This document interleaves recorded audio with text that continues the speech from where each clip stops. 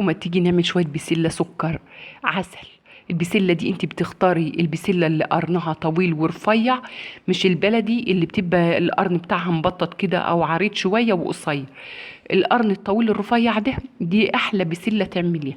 متغيبش 10 دقايق ولا ربع ساعة في التسوية، وبيبقى طعمها مسكر ولذيذة.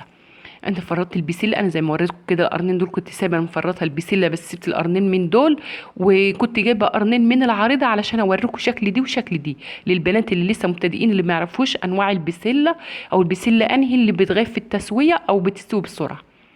غسلت البسله والميه بتغلي، انت بتعمليها الاول بتحطها في ميه مغليه.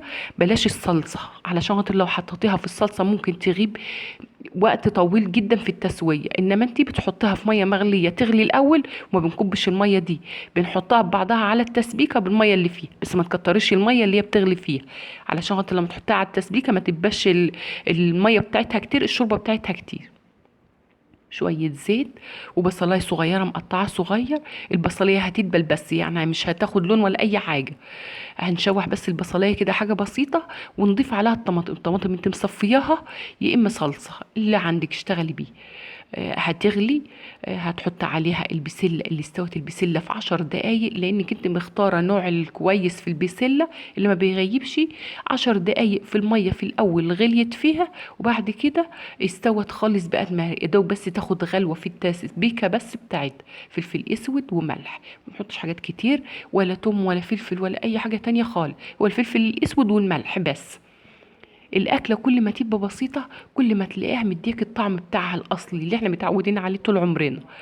البسله استوت، هضيفها على التسبيكه، والتسبيكه بتغلي كده بعد ما غليت حلو واتسبكت هضيفها عليها شويه الجزر انت مقطعاهم. الجزر دلوقتي هو كمان ما بيغيبش في التسويه علشان شتوي. الشتوي دلوقتي كل حاجة الخضار الشتوي كله مال الاسواق.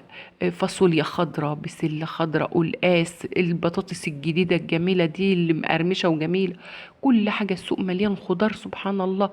السوق مليان من أنواع الخضار للبنات اللي عايزة تشتري، أو اللي لسه بتتعلم وعايزة تطبخ وتشتري الحاجات دي كلها. الأسواق مليان، انزلي السوق هتلاقي كل الخضار الحلو اللي نفسك فيه، هتجيبي تملي تلاجتك، ورخيص وجميل دلوقتي.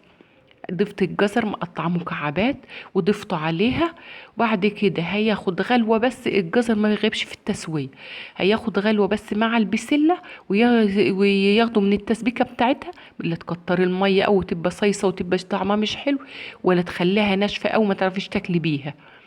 دلوقتي احنا في الشتاء، الطبيخ محبوب دلوقتي، اي حاجة هتطبخيها هتتاكل مش زي الصيف. لايكات وتعليقات وشاروا الفيديوهات علشان قناتي تكبر بيكم. وده كان فيديو النهاردة، واشوفكم في فيديو جديد.